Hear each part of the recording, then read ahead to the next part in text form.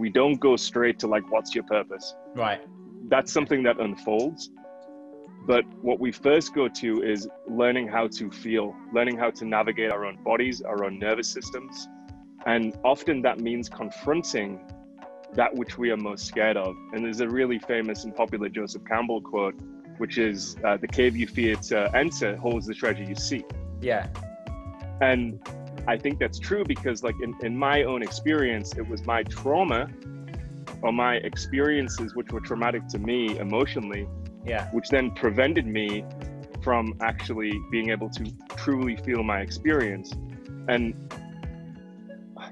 the reason that this becomes a block, if you imagine it, like if you internalize something about yourself from an experience at a formative age or an early age or any age, and you formulate a belief or a story around yourself, that then formulates behaviors and it formulates a feeling, and then you internalize all of that, and then that becomes your principle of how you're navigating in life.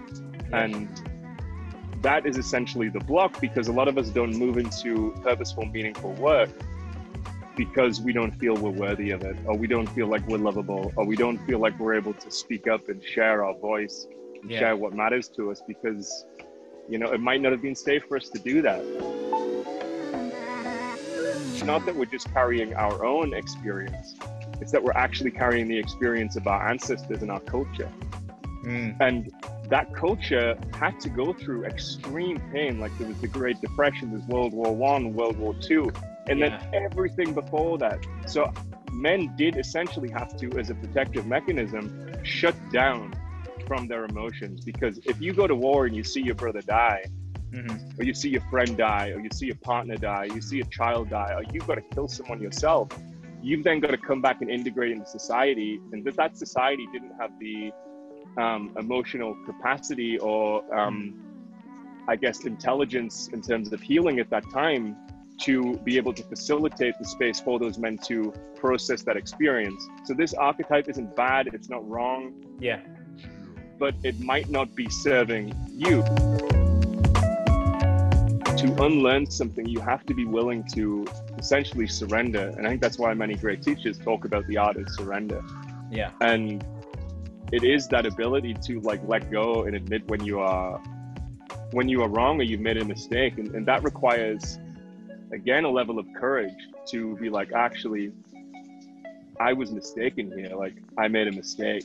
And then having the level of self-compassion and self-love to be able to navigate that within yourself.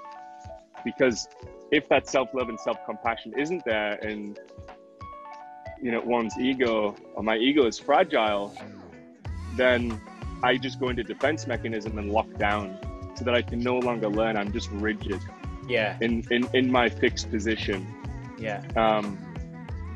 And that's why I think this whole thing is interlinked. And that's why I'm so passionate about emotional fitness. Like in the trauma recovery process, denial is the first part of it. And first it's recognizing it. And I think the way that we begin to recognize it, but for anyone listening, is that there's certain things that you can look for in your life that might signal that there might be some truth in this, and it might be of an area of exploration. And it could be as simple as like, you know, having a fear of speaking in groups. It might be, you know, not feeling like you can up-level your business, and that you're not able to bring in more money into your life and more resources. It might be that your life isn't feeling meaningful. It might be that you have addictions, whether that be, you know, larger addictions to drugs, or it might be something smaller, but no less impactful. And I say it might be to food, or to smoking, or to vaping. It could be, you know, you're losing your temper sometimes and you don't know why.